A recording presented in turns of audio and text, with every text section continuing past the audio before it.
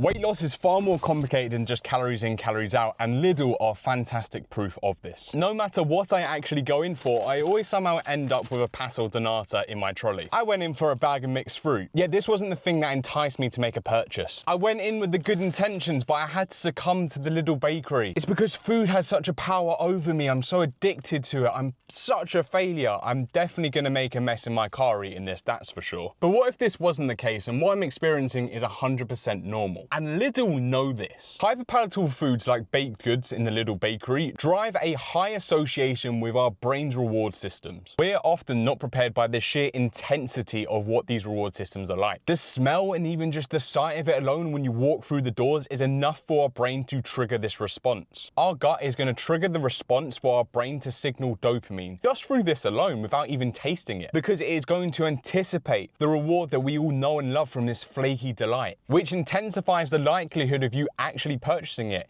even when you had no intention of doing so, leaving you to feel guilty and like a failure, powerless around food. But this is our body's natural response. And these issues, they weren't present in around 50 years ago. But the evolution of food and our environment has made it so we have more hurdles that we have to overcome in everyday life to lose weight. So how can we stop this? Well, first and foremost, now you have this knowledge available to you, equip it to the front of your mind before you enter the food shop. Have a plan in place, like a list. By the way, I provide a free shopping list guide tailored specifically for long-term sustainable fat loss change.